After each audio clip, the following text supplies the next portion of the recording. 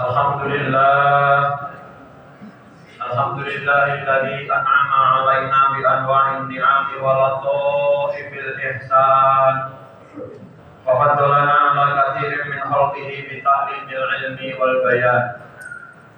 Asyhadu an la ilaha illallahul malikul mannan wa asyhadu anna sayyidana Muhammadan 'abduhu wa rasuluhu shahibul mu'jizati wal Qur'an. Allahumma sholli wa sallim ala sayyidina Muhammadin al-mab'uthi bi khairil bilad wal adyan wa ala alihi wa ashabihi bi duwari ma'alil iman wa syumusi awalimil irfan. Amma ba'd, fa ya ayyuhal hadirun usikum wa iyaya bi taqwallahi wa ta'atihi la'allakum tuflihun. Qala ta'ala fil Qur'anil Karim, a'udzu billahi minasy syaithanir rajim. Faqim wajhaka lid-dini hanifa fitratallahi allati fataran nasa 'alaiha la tabdila li khalqillah dzalika ad-dinul qayyim walakinna aktsaran nasi la ya'lamun. Al-ayat, sadaqallahul 'azim. Ayolah hadirun hadani Allah wa iyyakum ajma'in. Marilah sama-sama kita panjatkan puji dan syukur kehadirat Allah Subhanahu wa taala, karena hanya dengan limpahan rahmat, nikmat dan karunia-Nya sajalah pada kesempatan ini kita bisa hadir di tempat yang mulia ini dalam rangka melaksanakan sebagian kewajiban kita sebagai hamba Allah, yakni kita akan melaksanakan sholat Jumat dengan berjamaah. Mudah-mudahan sholat Jumat yang akan kita laksanakan hari ini menjadi Jumat yang terbaik buat kita daripada Jumat-Jumat yang sebelumnya, dan begitu juga Jumat-Jumat yang akan datang. Amin ya rabbal alamin. Salawat dan salam senantiasa kita sanjungkan pada junjungan agung Nabi besar Muhammad sallallahu alaihi wasallam yang senantiasa kita ikuti sunnah-sunnahnya, dengan harapan bukan hanya di dunia ini saja kita mendapatkan kemudahan hidup, tapi yang terpenting kelak di akhirat kita akan mendapatkan syafaatul ummah, sebuah syafaat yang akan memberikan wasilah kepada kita untuk mengakses seluruh kenikmatan yang Allah siapkan di surga nanti bagi hamba-hambanya yang bertakwa. Hadirin hadirin Allah wa iyyakum ajma'in, dari mimbar yang mulia ini Al-Fakir mengajak kepada diri Al-Fakir sendiri juga kepada hadirin semuanya, marilah kita tingkatkan iman dan takwa kita kepada Allah dengan menjalankan seluruh ajaran agama kita, dan pada saat yang bersamaan marilah sama-sama kita tinggalkan apa yang menjadi larangan dari agama kita. Ayolah hadirin rahimakumullah, pada kesempatan ini Khatib ingin menyampaikan khutbah dengan judul Manusia dan Agama. Kecenderungan manusia untuk berketuhanan sesungguhnya telah di-build up sejak masa konsepsi hingga innet, yaitu sejak dirancang hingga menyatu dalam diri manusia.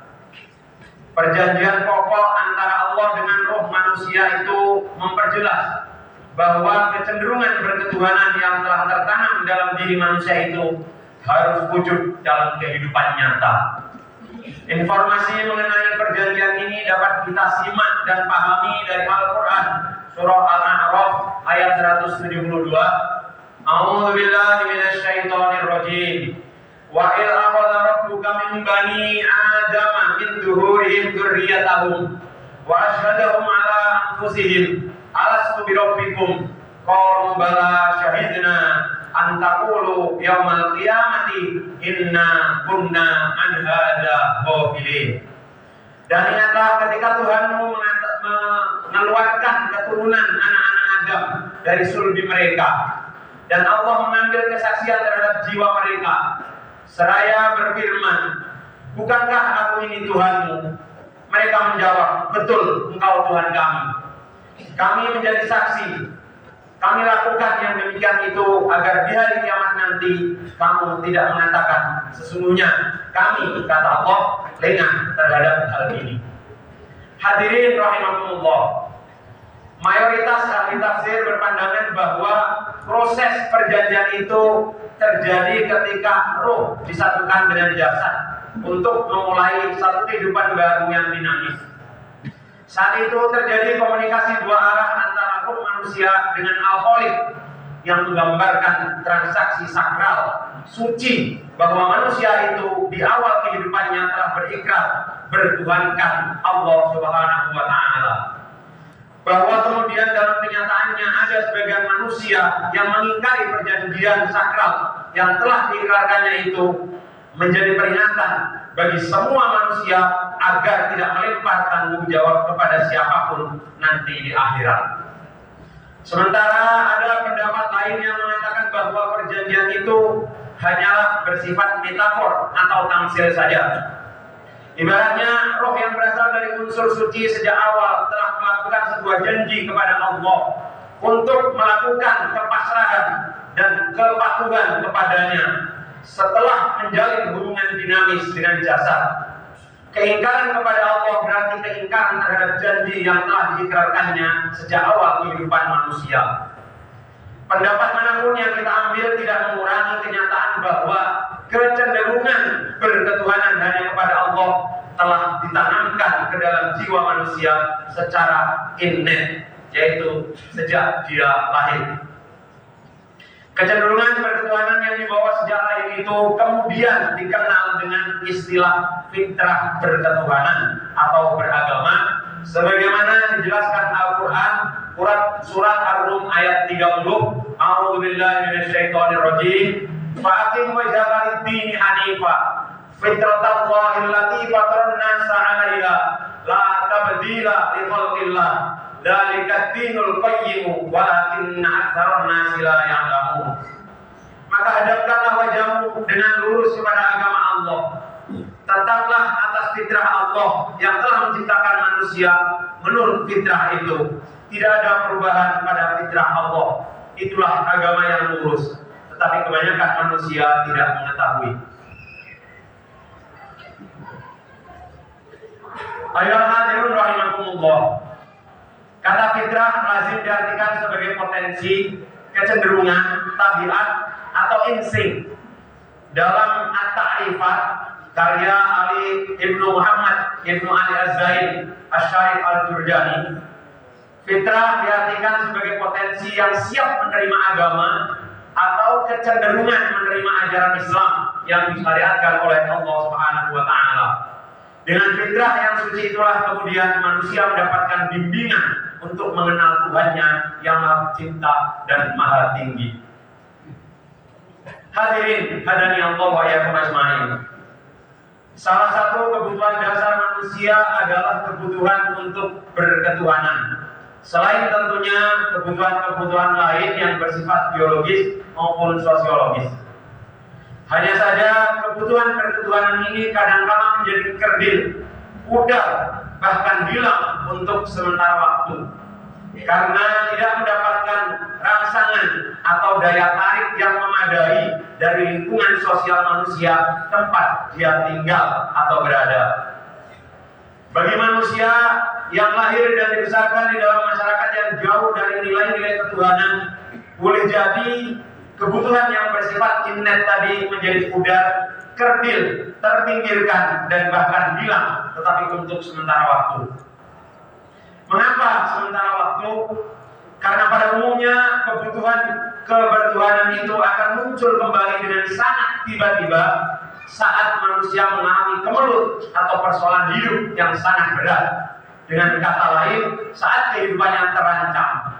Saat itulah manusia akan kembali kepada kebutuhan asasinya dengan memanggil-manggil institusi yang amat sakral yang dianggap dapat membimbingnya terbebas dari kemelut yang dihadapinya, yang tidak lain adalah Tuhan yang Maha Pencipta dan Maha Memelihara, entah dengan nama atau kode apapun yang terlintas dalam pikirannya ketika itu.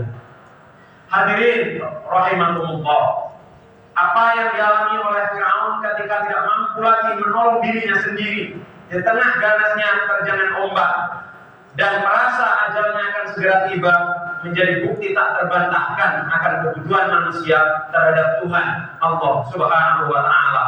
Saat itu ia dengan tegas menyatakannya meskipun sudah terlambat, sebagaimana Allah jelaskan di dalam Al-Quran surah Yunus ayat 90. A'udzubillahi minasyaitonirrajim. Wa jawazna bi bani Israil al-bahra fa'atba'ahum fir'aun wa junuduhu hatta idza adrakatul gharq qala amantu annahu la ilaha illa alladhi amanat bihi bani Israila wa ana minal muslimin. Dan kami memungkinkan Bani Israel melintasi laut, lalu mereka diikuti oleh Firaun dan bala tentaranya karena hendak menganiaya dan menindas mereka. Hingga ketika Firaun itu telah hampir tenggelam, berkatalah dia, saya percaya bahwa tidak ada Tuhan melainkan Tuhan yang dipercaya oleh Bani Israel, dan saya termasuk orang-orang yang berserah diri kepada Allah. Di saat-saat ada kemelut yang mengancam kehidupannya, hampir semua manusia berupaya kembali kepada fitrah kebertuhanannya untuk dijadikan sebagai satu-satunya harapan guna mengatasi kerumitan dan kepelikan hidupnya, seperti yang diilustrasikan pada ayat di atas. Ayyuhal hadirun hadani Allah wa iyyakum ajmain. Sementara bagi mereka yang tidak terbelenggu oleh berbagai keadaan yang menyebabkan kebutuhan kebertuhanannya itu kerdil dan terpinggirkan, seperti kita semua insya Allah tentu dengan bebas dapat mengekspresikan kecenderungan kebertuhanannya itu melalui berbagai bentuk penghambaan dan pemujaan terhadap Zat yang Maha Agung, yang tidak lain adalah Allah Subhanahu wa Ta'ala, di setiap waktu dan kesempatan, tanpa tergantung pada ada atau tidaknya krisis yang melanda kehidupannya. Sepanjang sejarah manusia selalu ditemukan jejak-jejak pemujaan terhadap Zat yang Maha Agung, yang dianggap dapat memberikan keselamatan, keamanan, kenyamanan, kedamaian hidup, dan kesejahteraan yang melimpah, serta menjauhkan mereka dari segala macam mara bahaya. Hal ini sekaligus menambah bukti bahwa kecenderungan manusia untuk berketuhanan telah ada sepanjang sejarah peradaban manusia itu sendiri.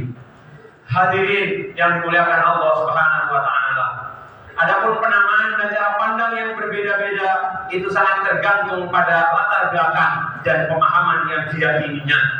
Sekedar contoh, bagi sebagian masyarakat primitif yang ketergantungannya terhadap alam masih tinggi, maka pemujaan terhadap alam juga cenderung tinggi, dan begitu sebaliknya. Adalah karunia dan petunjuk Allah yang luar biasa, hadirin. Saat ini kita berada di tempat yang mulia, pada waktu yang mulia, dan bersama orang-orang yang insya Allah dimuliakan Allah karena ketakwaannya. Oleh karena itu, marilah nilai-nilai kebertuhanan kita yang memang sudah innet, sudah ada sejak kita lahir ini, kita pelihara, kita rawat, dan kita pupuk terus dengan ilmu dan amal soleh, melalui taklim dan tarbiyah, ngaji dan ittiba para guru, para ustadz, dan para ulama secara terus-menerus dan istiqomah. Serta kita wariskan nilai-nilai kebertuhanan kita ini kepada keluarga, dan bagi orang tua tentu kepada anak-anak di tengah keluarganya masing-masing, dan bagi anak didik tentu mengikuti petunjuk apa yang disampaikan oleh bapak dan ibu gurunya serta orang tuanya di rumahnya masing-masing. Insya Allah dengan demikian nilai-nilai kebertuhanan yang kita, nilai-nilai kebertuhanan yang bertauhid hanya kepada Allah, la ilaha illallah, ini akan terus lestari dan abadi melalui pemujaan dan penghambaan hanya kepada Allah. Iyyaka na'budu wa iyyaka nasta'in. Rabbul alamin, Rabbul izzati, di setiap saat tanpa terpengaruh atau terikat dengan koyit atau embel-embel kebutuhan seperti yang terjadi pada kasus Firaun yang digambarkan pada ayat di atas. Demikianlah hadirin khutbah yang dapat Al-Fatihah sampaikan. Mudah-mudahan sedikit memberikan gambaran kepada kita bahwa memang kenyataannya kebutuhan manusia terhadap Allah kadang-kadang bisa ditunda, tetapi yakinlah itu untuk sementara waktu, karena pada saatnya nanti semuanya akan kembali kepadanya. A'udzubillahi minasyaitonirrajim. Bismillahirrahmanirrahim. Wal asri innal insana lafi khusrin illa alladziina aamanu wa 'amilus shalihati wa tawassaw bil haqqi wa tawassaw bis sabr. Aqulu qawli hadza wa astaghfirullaha li wa lakum wa lisa'iril mu'minina wal mu'minat wal muslimina wal muslimat fastaghfiruhu innahu huwal